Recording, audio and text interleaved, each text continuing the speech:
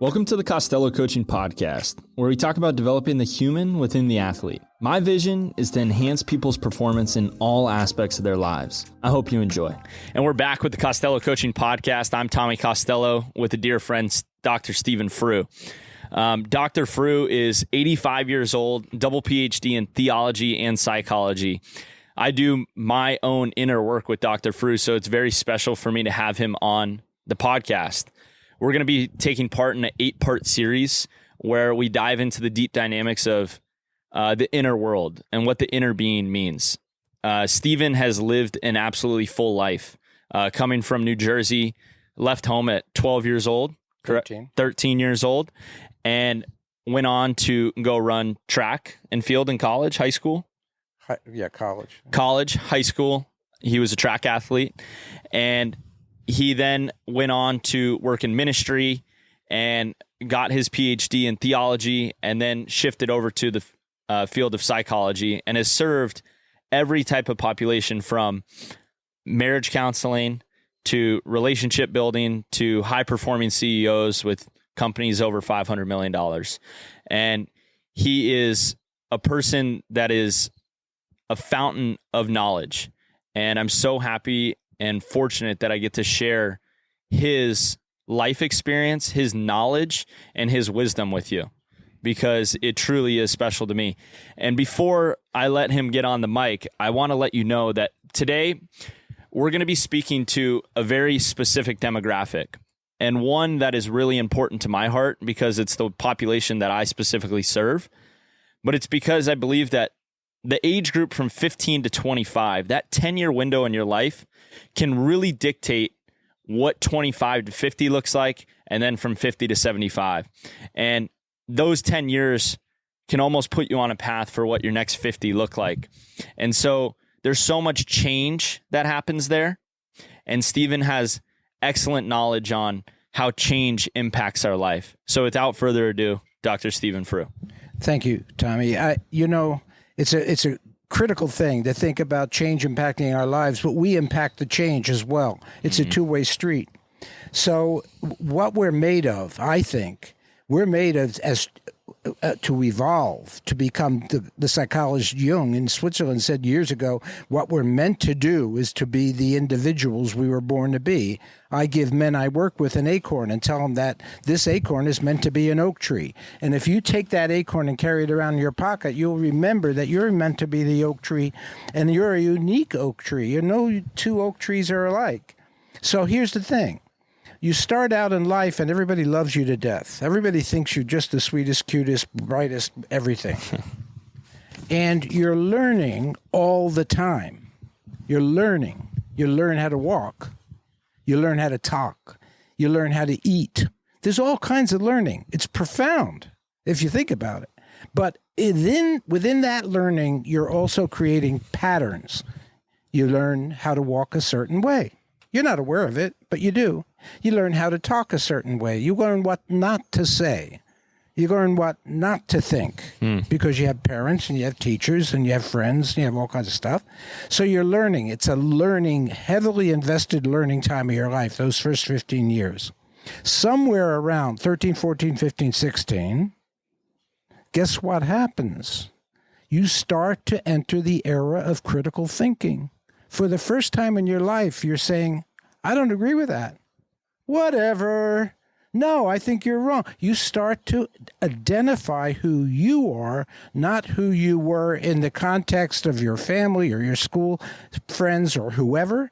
You start to try, and that's a very painful and exciting and promising part of your life, that 15 to 25, because depending on what kind of encouragement and support you get, now you'll change more quickly in the direction of who you are meant to be, or you'll limit that change. So I've seen some athletes stay very conservative with their changing because they're afraid to evolve into what they really, really know within themselves they are. Wow. So that's a great, great time. Yeah. And you know what's really interesting about what you're saying is it's something that I've actually talked about on the podcast. I don't know if we've talked about it at length or consistent enough, but there's what I tell people is the best predictor of your future is looking at your past, because we're habitual and we're creatures of habit. So when we establish a pattern, we'll probably repeat the pattern. Yes. So when it comes to improving oneself, understand your previous pattern. And then if you know what's your patterns were, you can see what's going to come. And if you see where you were kind of challenged, you can then work on something that created that challenge for you in your life because of that pattern that you established. Absolutely. Absolutely. And if you think of change as a gift from the gods, from whomever, if you think of it as a gift, you'll start to say, I got it. I'm changing. Things are changing because they're supposed to. Beautiful. Because I was a quarterback in 10th and 11th years, in my 10, 11, 12 years, and I became interested in pitching, and I walked onto a baseball diamond, and suddenly I said, wow, home. Yeah, it's beautiful. Now, when you say that 13, 14, 15, 16, you start critical thinking. Yeah. Obviously, that has to do with brain development and how the brain develops at that time in our life. But to kind of further that point, that's when you can start to establish a no, a yes, and a maybe, right? And that's something we've talked about at length. Well, so I know you got a great story about I believe it was Hollywood High School. Yeah, you gave a speech at. Tell me about that speech at Hollywood High School. This is a really fun time in my life. I was asked to do career day at Hollywood High School, and the stage in New York. There's 3,000 or 3,500 students. I forget how many. But the stage was set up for the musical Cabaret. So they had a big circular piece on the stage, and the speaker got to stand in that, and that circular piece was covered with lights, so you felt like a star. Anyway, before I did that, I was down in the cafeteria talking to the guidance counselors and the principal about what I was doing, and the principal said, well, Stephen, good luck getting these kids to listen to you. We have a lot of trouble getting them to listen. He said, we got your 30% Mexicans, and we got your 10% Chinese, and we got your 15% this and your 10% that. He was a hostile man in my judgment. And I could only listen so long. And then I said, please excuse me, I'm going up on the stage and I'll wait for you there. By the way, when you introduce me, remember my name is Freuh. It rhymes with true. It rhymes with blue. And I got it. So I went upstairs. I went to the stage, laid in the back on a bench, and listened to the auditorium filling up. And it was an absolutely magical moment for me. I heard them murmuring, talking. I heard the excitement. I could feel the energy in my body. I was resonating, spiritual moment. I was resonating to their energy, excited to be there, grateful like I am grateful to be here with Tommy. I was resonating. So I got up to get introduced, and the principal said, this is Dr. Freuh. And so I knew that we had not connected and we were not on the same page. I knew that. It's okay. It's who he was, who I was. So I got up there, and I'm looking out over the auditorium, packed now with teenagers, and I say to them, I love your energy. I love the energy here. I can't tell you how much I appreciate being invited here and loving your energy. And I was going to talk to you about, and I told them what I was going to talk to them about, which I had worked very hard on preparing. And I took my stack of notes and I just dropped them on the floor. And I said, what I'd really like to talk to you about is your yes. But in order to get to your yes, you're going to have to know your no. Or you'll spend your life living in maybe. Now, if you think about that and change, you have to know your no. If somebody is telling you how to pitch a fastball and you know it's not right for your body, that's a critical time for you to look at. Is this a no for me? Or is this a maybe for me? And if somebody's telling you how to pitch a fastball and you say, yes, I can see that, I can feel it, what a wonderful opening. So good coaching would be sympathetic and empathic to your yes, your no, and maybe what lives in between. Because if you don't know your no, you'll live your life in maybe. And you will always be wondering who you are, what you bring to the world, and whether what you bring to the world is legit, is valuable. It's beautiful. How would you help someone establish how to say no? That's a beautiful question, because that's the cornerstone of my work. If you get, especially, we're talking about young people, they get shamed for saying no. And I have children. I have 4 adopted children, 5 natural children. I have children, and I had to face with each of them when they went into their adolescence, into their 13, 14. There was a whole lot of no's in my house. Not many maybes. There's a lot of no. No, I don't like that. I don't do that. I don't want to do that. Well, we're going to do that. So I, at that time, pretty much went into top-down leadership, my way or the highway. And slowly I had to learn from those children that their no was what was the most valuable thing they brought to the family. And all I had to do, instead of arguing and competing, all I had to do is say, really? And why did you say no? Hey guys, hope you're enjoying the show.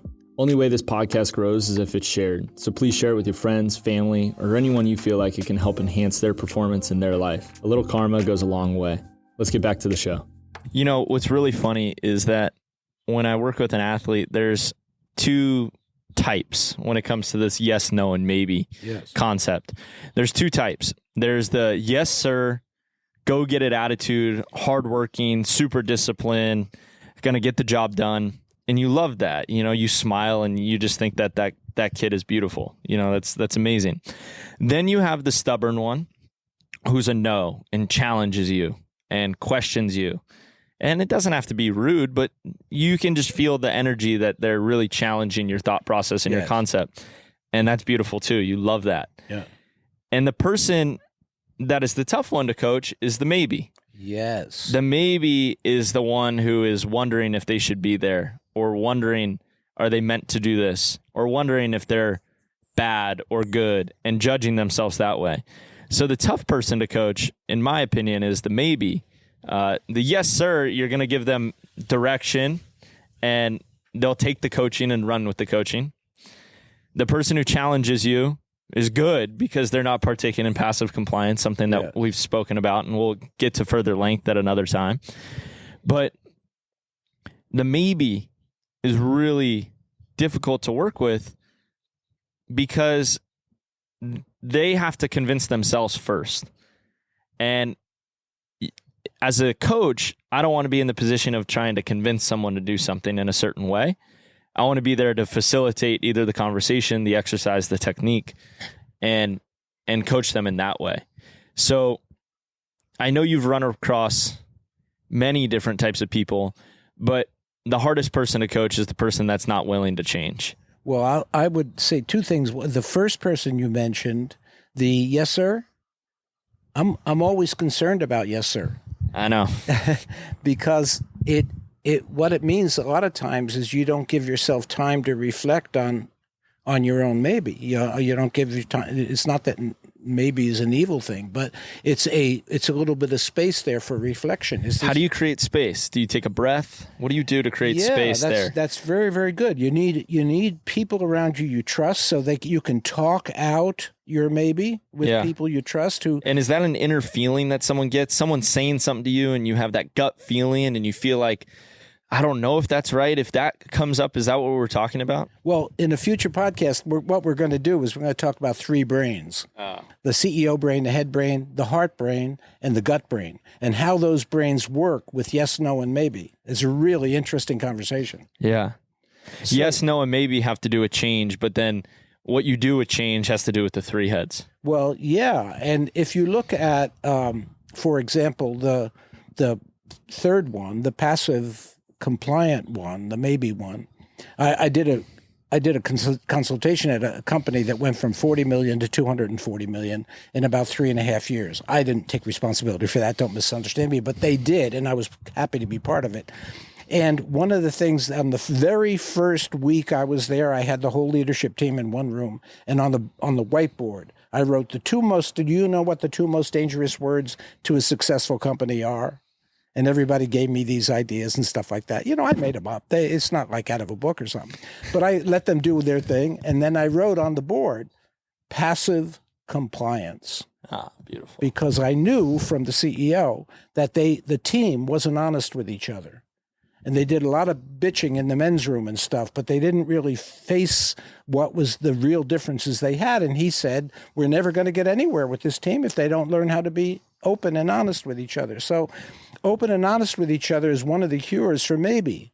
But that person has to have enough support from friends or from inner world that we teach, their own dreams, their own journaling, that stuff. They have to have enough inner support to be able to say, wait. I don't want to say maybe, but I don't want to say yes either, because I'm still processing this. So good. Yeah. And what was the response of the people when you told them about passive compliance? It was really fun. It was an afternoon. We were at the Hilton Hotel down in Burbank, and they started going back and forth. And one of the guys, the VP of IT, said to me, "So you want openness and honesty? Is that right, Dr. Freuh?" And I said, "Yes, that's right." His name was Bob. Was Bob, he wasn't bought in on you? He wasn't what? Was he not bought in on you? Body? Bought in. Bought in. No. So he said, I'm going to give you what you want. He said this in front of everybody. He said, what you want is honesty. I'll give you honesty. I think this is a waste of time. I have a lot of work in my office. I could go back in my office and get something done. I don't want kumbaya. I don't want hugs. I don't want, aren't we all getting, and I listened to him. When he was done, I looked at him. And I said, you're the truth teller in the group, because in this room, there's probably half the room that felt just like you did, but none of them were, courageous enough to say it and take me on. So if I crown you the truth teller, can you stay for a couple of sessions and see if this is going to work? He said, I guess so. I said, good. And he became one of the leaders in that room for the truth telling. He's the one that would say, wait, this doesn't work for me. Wait, I got an idea here. And he had been demonized as a negative guy, and the leadership had talked about getting rid of him because he was so negative. Actually, he wasn't so negative. He was a truth teller, and he was bright enough to see what needed to happen, and all he needed some support to do it. It's funny. So I started coaching a 13U baseball team. Yeah. And I had families call me and tell me about all their family dynamics, about this and that, and why their son is leaving the team that they're on and going to go play on your team, but they're really afraid to hurt those people's feelings, and they're afraid the judgment that's going to come with that. And it's been this whole charade. And it's so funny. I get these calls, and I stay very sober about it. So I don't get too into the details of their dynamics, because it really doesn't matter. It doesn't have to do with their son getting better at the sport. It has to do with their own drama within their family. So I addressed it right out of the gate, and I told them, I said, listen, I'm not your marriage counselor. That's good. I'm not your marriage counselor. That's good. I'm your son's baseball coach. Yeah. And I haven't recruited one person to be on this team. I have decided that I'm going to coach this age group because I don't have the time anymore to be one-on-one with this demographic. So I'm going to start a team, 20 players. I'm going to hire coaches, and I'm going to get out there because I like being on the ground with this age. I think it's very transformative. This is 13, 14-year-old kids. Yes, that's right. You know what I mean? And kind of where we started the conversation is this: they're so malleable, and you can help them so much. Right. And I had to be the truth teller to these parents because they want people to entertain those conversations.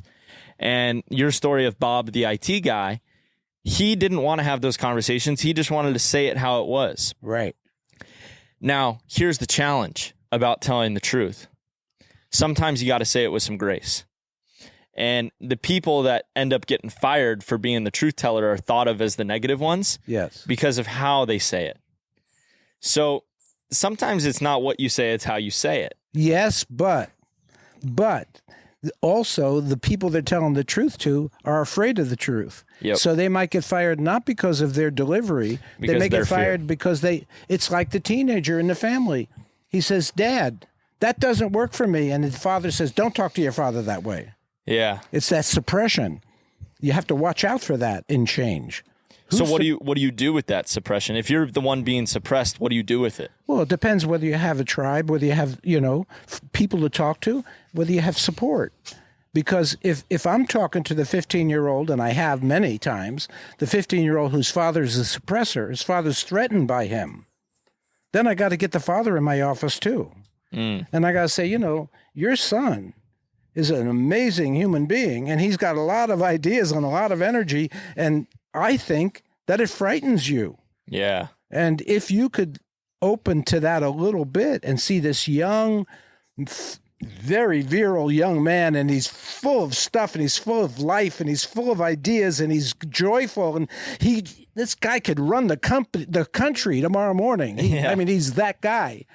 And he's talking to a father who's never taken any risks. Yeah. Who's been in a little accountant's office or something. He's kept doing the same thing in his business, but he's frightened. He's never taken on his own marriage. Yep. He's never taken on anything. Neighbors, marriage, religion, anything. So his son's coming up like a volcano scares him right to the roots. So they need coaching, the father and the son. Yeah. Because the son has to be aware that he's so powerful that he's going to make the father poop his pants if he doesn't kind of cool it somehow. Your idea about delivery. Yeah. That's beautiful. Yeah. Well, I think that's a whole lot for the first episode. Do you? Yeah, I think it's great. I think if we're going to recap it, it's yes, no, maybe. Being really clear on where you're at. Is it a yes? Is it a no? Living in that world of maybe can be very challenging. And that's where a lot of uncertainty and fear and anxiety can be placed in that world of maybe. So getting to yourself to a yes or a no and being definitive in that yes or no is a major turning point for anyone's life as they're going through change. So there's so much coming in the future with myself and Steven, and I want to keep it there because the next episode, they're going to have a lot to digest. That's right. That's right. And I want to add one thing. Your no is your gift. And in the culture, it isn't talked about that way. Remember that your no, if it's genuine, if it's coming from you in your heart, your no is your gift. It almost is always a bigger gift than your yes, because it gives people a window into who you are, your soul. And that's what no is about. Beautiful. Hey guys, thanks for listening to the show. I hope you benefited from this. Give the show a follow, share it, and comment what you'd like to hear more of so we can help more people perform in all aspects of their lives.